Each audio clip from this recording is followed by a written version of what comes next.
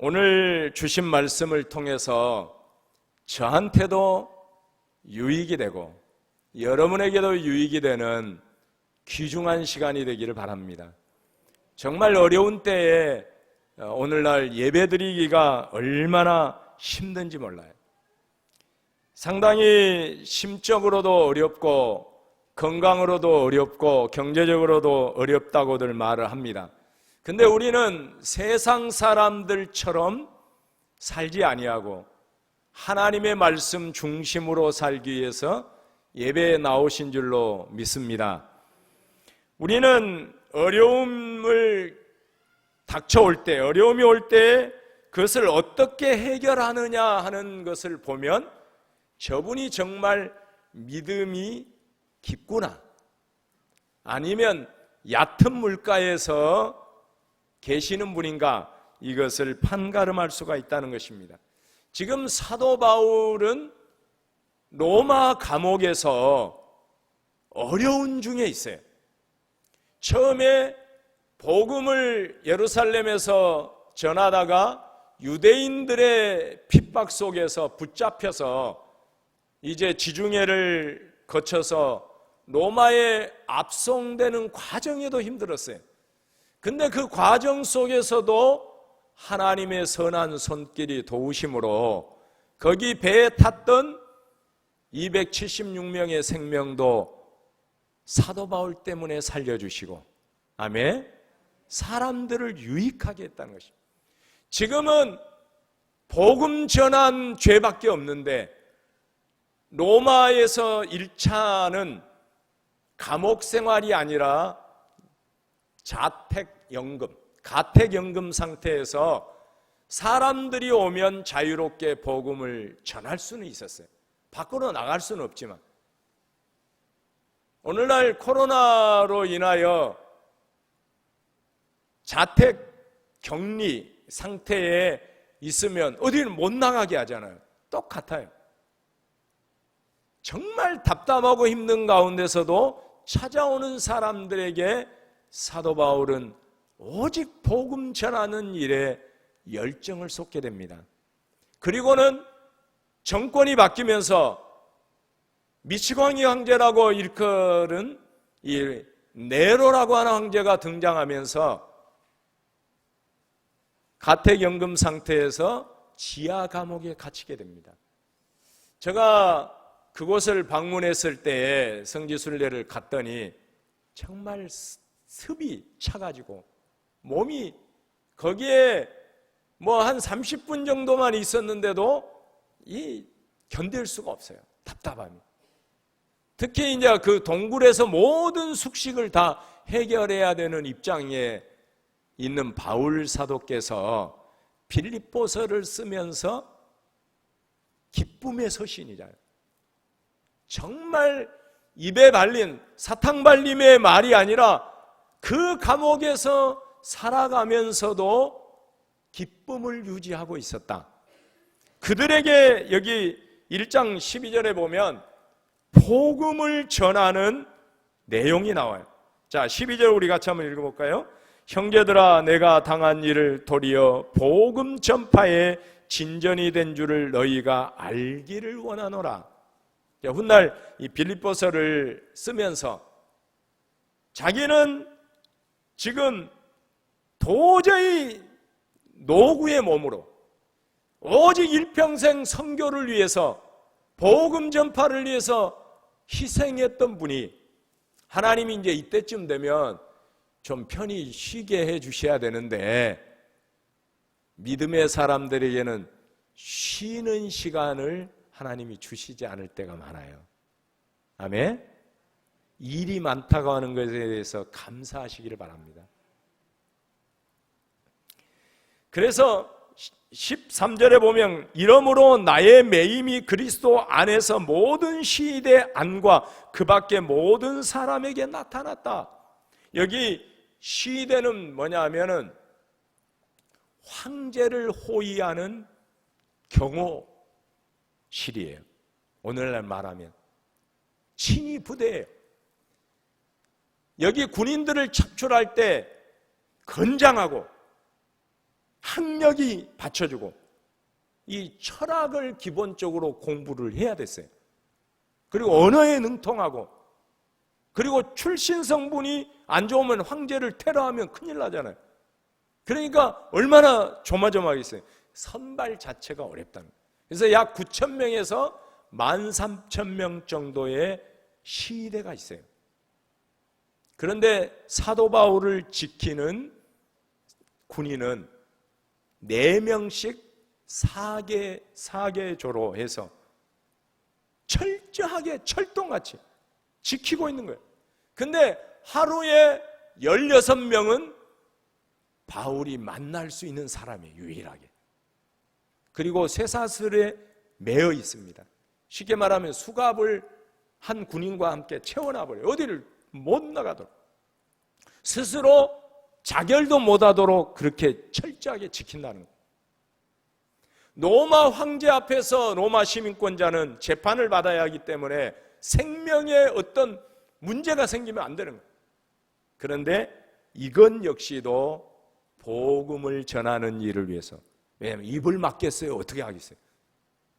그렇다고 신세 타령 뭐 그런 얘기 하겠어요?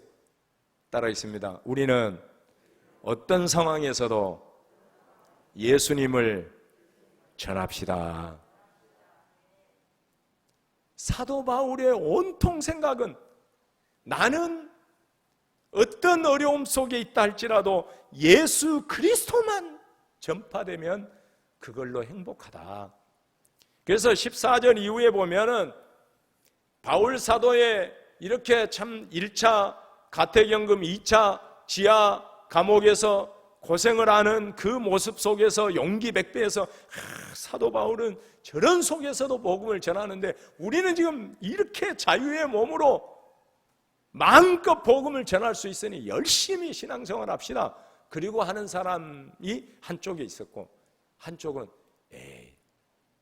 뭐 죄가 없어서 들어갈 리가 있겠냐, 그런 부류도 있었고, 또 한쪽에서는 사도 바울이 워낙 영향력이 있으니까 복음을 너무나도 효과적으로 잘 전하니까 시기와 질투를 가지고 사역을 하는 동역자들도 있었다는 것입니다. 마음이 너무너무나도 사도 바울은 찢어지죠. 그런데 그거에 대해서 불평했다거나 원망했다는 단어가 한 군데도 없어요.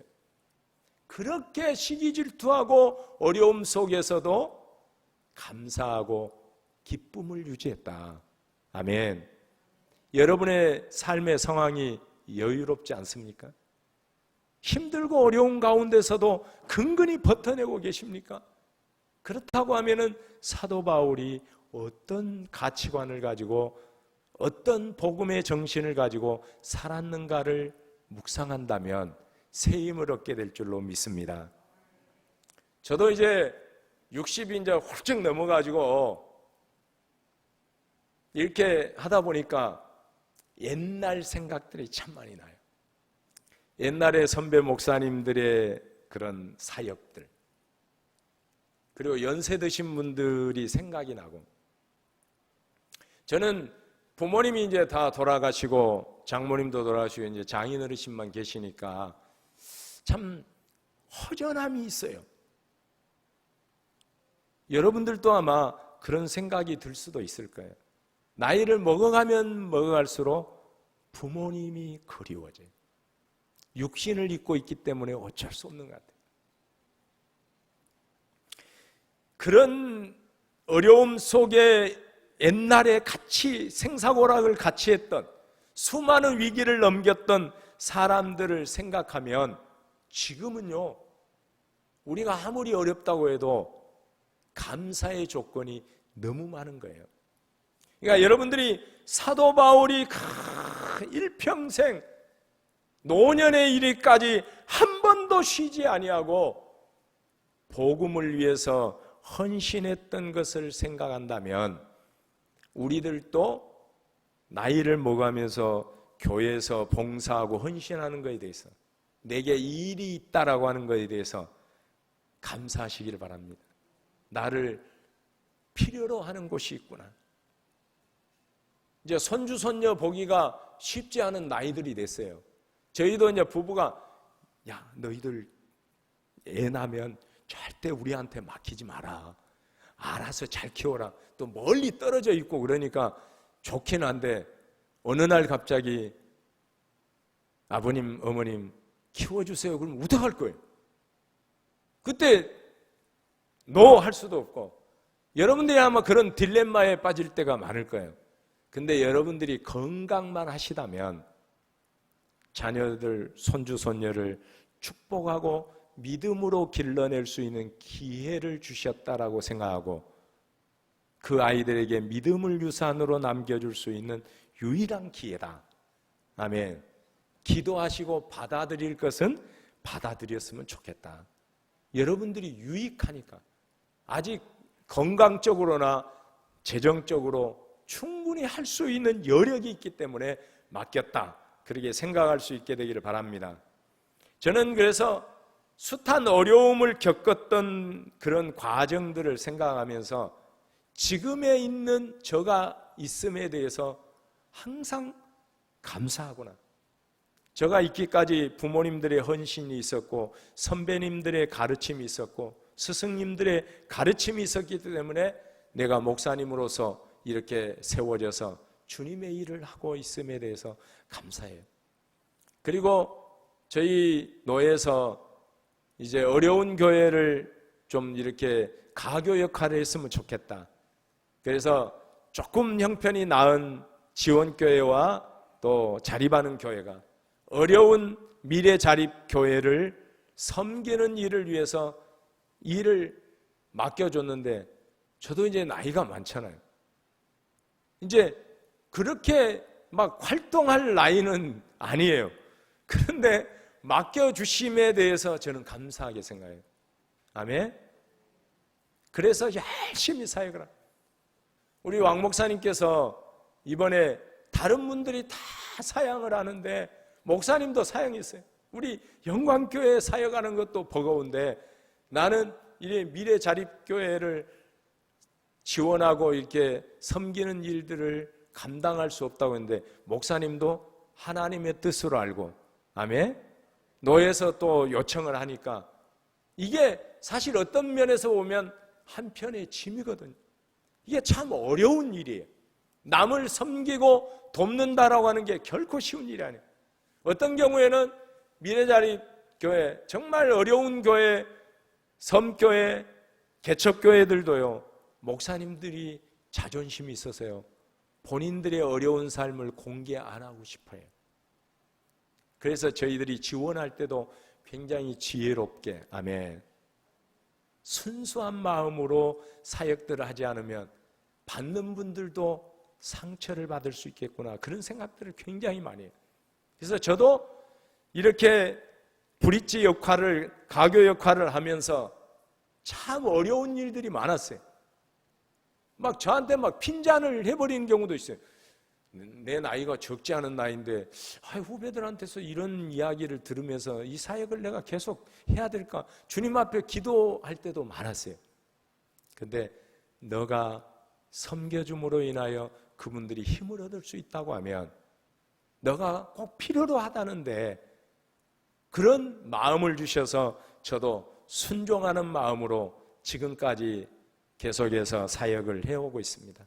그래서 한편으로는 부담스러우면서도 나한테 그 일들을 맡겨주심에 대해서, 이 일이 있다라고 하는 것에 대해서도 저는 진심으로 감사하고 있습니다.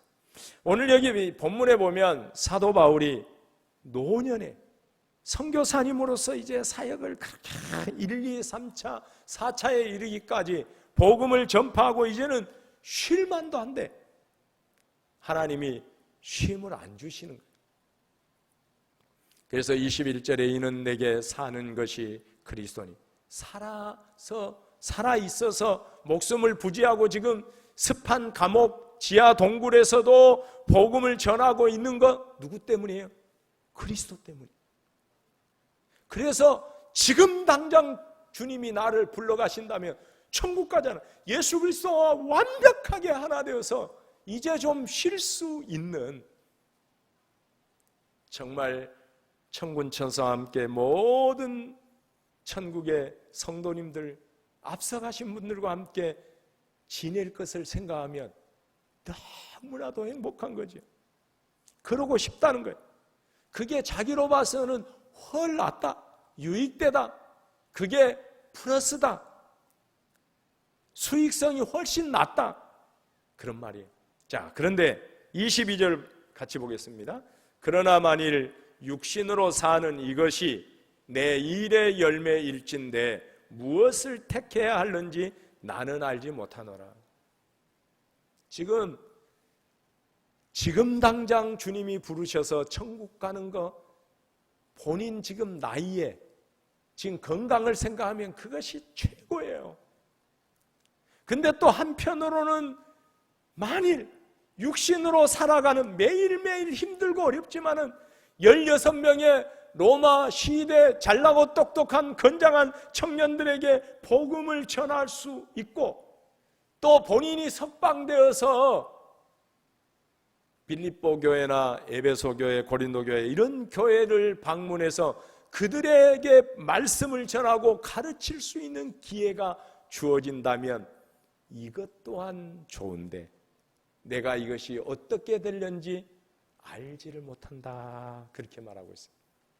우리는 내일 일을 알지 못합니다. 정말 어려운 시대 속에 여수가 코로나 청정 지역이었잖아요. 갑자기 이렇게 창궐할지 누가 예상이나 있겠습니까? 자, 그런데 중요한 거 하나 있어요. 자, 19절을 우리 같이 한번 읽어볼까요? 19절.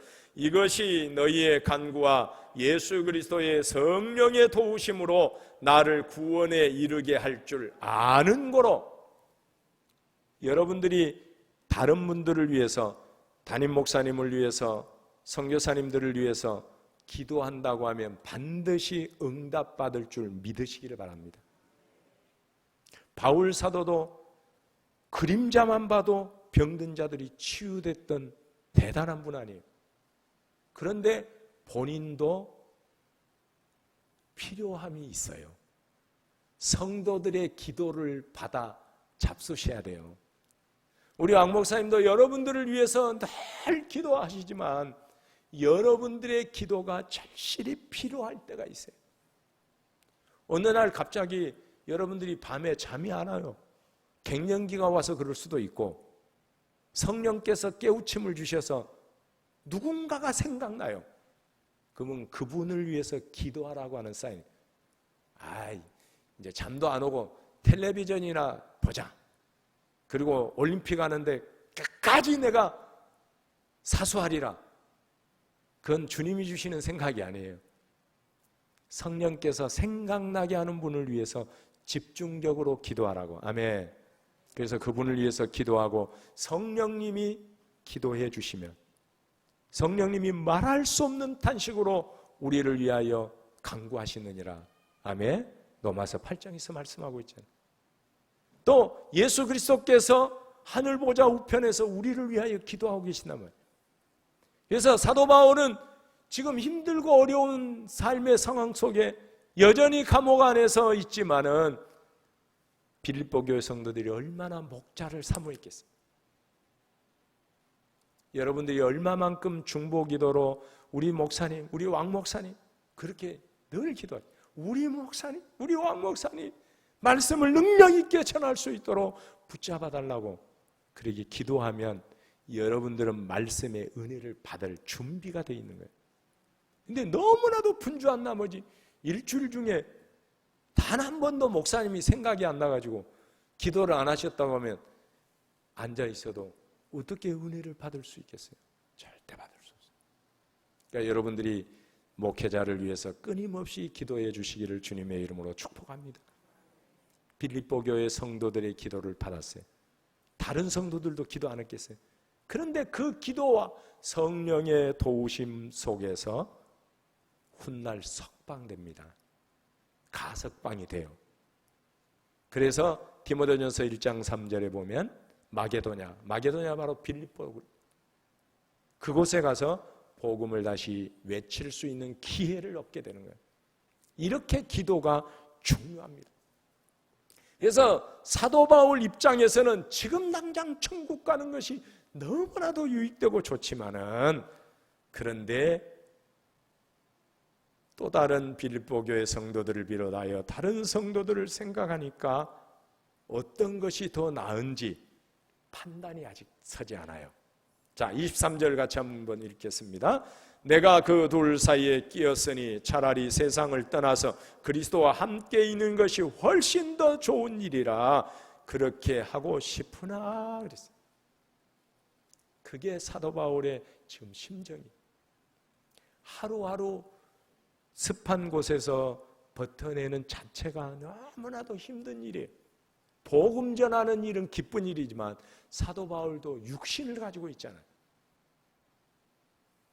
그런데 둘 사이에 끼어 있어요. 근데 여기에 세상을 떠나서, 여기 떠난다는 말은 로마 군대가 전 세계를 점령했잖아요. 군대의 첫 번째 임무는요, 공병대가 길을 닦는 거예요. 로마의 최고의 무기는 전차 부대입니다. 그 바퀴에다가 쇠 이런 것을 톱날을 달아가지고 전차 말이 끌고 가면은요, 전부 다 부상 그리고 죽습니다. 심각한 타격을 입니다. 그러니까 로마의 노예로 끌려온 사람들은 길 닦는 일에 투입이 되는 거예요. 그래서 장막을 이제 또 가면은 치죠. 그리고 승리를 하면 그곳에 계속 주둔한 병사 빼고는 나머지는 본국으로 금이 환영하게 되죠. 그럴 때 그곳에서 몇 날 며칠씩 씻지도 제대로 못하고 힘든 상황 속에 있다가 본국으로 승전해서 돌아간다. 이 말은 상급받는다는 거거든요. 그러니까 얼른 텐트에 말뚝을 빼가지고 천막을 걷어가지고 텐트를 이동을 해야 되잖아요. 그럴 때 떠나다. 오늘날 우리는 이 세상은 아무리 좋은 수십 평 아파트, 좋은 막 신식 아파트에 산다 할지라도 여기는 임시 거처입니다. 그리고 고린도후서에 보면 육신의 장막을 우리가 벗는 날이 온다 그랬어요. 연세 드신 분들이 육신의 장막을 벗고 주님 나라 천국에 입성하게 되는 그 순간을 떠나다 라는 표현을 쓰고 있어요. 여기 부둣가에 가면은 배들이 정박해 있어요. 그런데 거기에 밧줄로 땅 꽁꽁 묶어두죠. 떠나려고 하면 밧줄을 반드시 풀어야 돼요. 그때 배가 떠나는 것을 가리킬 때 우리는 이 세상 속에 있다가 저 영원한 천국으로 이제 가야 될 저와 여러분들입니다. 그래서 떠나서 본인은 천국에 가는 것, 그리스도와 함께 완벽한 연합을 이루는 것이 너무나도 행복한 일인데 안타까운 마음이 또 있다는 것입니다. 자, 24절 우리 같이 한번 읽어볼까요? 내가 육신으로 있는 것이 너희를 위하여 더 유익하리라. 유익하다는 것은 더 플러스 된다. 수익성이 있다. 그런 말이에요. 더 필요하다. 그런 말씀. 사도 바울 개인적으로 생각하면 천국 가는 것이 훨씬 더 유익되지만은 기도하고 있는 빌립보 교회 성도들, 지금 빌립보 교회가 하나 되지를 못하고 2장에 가면은 너희들이 서로 겸손하고 남을 나보다 더 낫게 여기고 좀 사랑했으면 좋겠다, 하나 됐으면 좋겠다, 서로를 돌봐줬으면 좋겠다. 또 4장에 가면 요대와 순둥의 집사님이 하나 되지 못하는 그 안타까움이 있어요. 수많은 또 이단들이 계속해서 공격해 오고 있는 입장에서 성도들이 믿음이 무너질 수 있어요. 근데 사도 바울 목사님이 탁 가서 석방되어서 그들에게 가서 말씀을 전하고 또 이렇게 편지를 써서 그들에게 메시지를 전해주므로 그들의 믿음을 복돋아주고 격려하고 위로하고, 아멘. 그래서 우리 목사님들이 이렇게 신방을 가거나 또 위로를 해줄 때 얼마나 도움이 돼요. 특히 병원에 입원해 있을 때 환우를 신방할 때 그 마음가짐은요 굉장하게 기도하면서 그렇게 방문했을 때 여러분들이 얼마나 큰 힘을 얻었습니까? 마찬가지다. 사도 바울이 그들을 위해서는 내가 육신으로 여기 있는 것이 좋다, 석방되어서 돌아갈 것을 꿈꾸고 기도했다는 것입니다. 사랑하는 성도 여러분, 여러분 자녀들이 몇인가요? 우리 왕 목사님도 넷, 저도 넷. 짐이 무겁습니다. 근데 한 번도 짐으로 생각해 본 적이 없어요.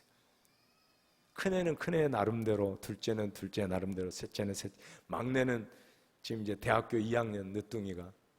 근데 어려움 속에서도 내가 있어야 이 자녀들, 내 아내를 잘 보살피고 세워갈 수 있다, 이 사명감이 있어요.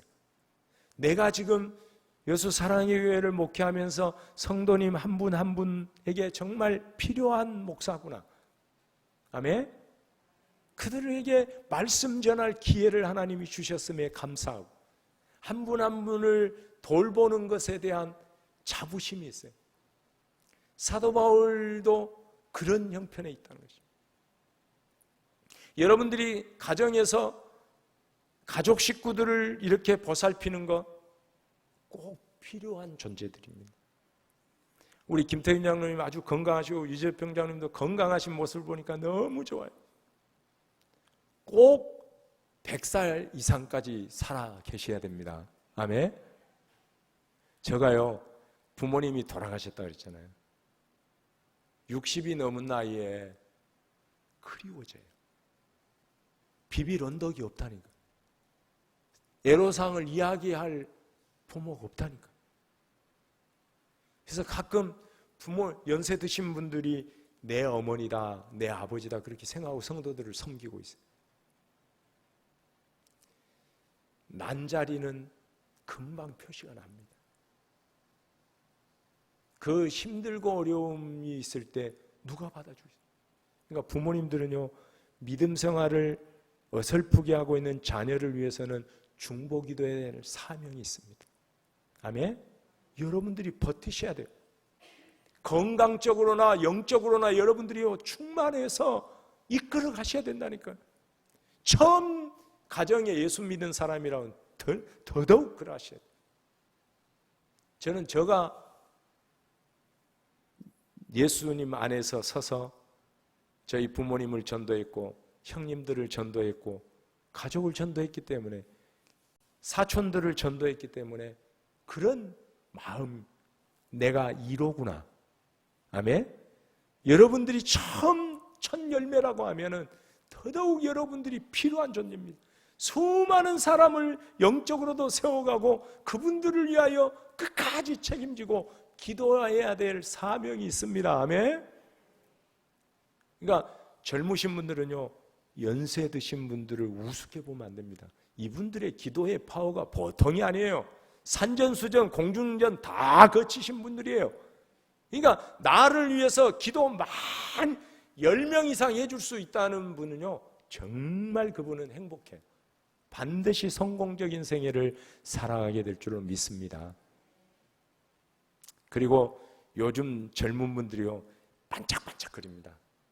연세 드시면 경험이 없어 이렇게 생각하지 마시고 그분들을 잘 키워서 영광교회가 다음 세대 또 다음 세대를 위해서 이렇게 그 아름다운 믿음을 전수해 줄 수 있는 아름다운 역사가 있기를 바랍니다.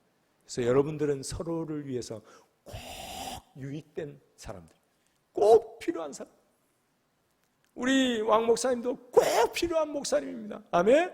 부목사님들도 저는 꼭 필요하신 분들이에요. 여러분들의 믿음의 진전을 위해서, 여러분들의 믿음의 성숙을 위해서 꼭 필요한 사역자들이.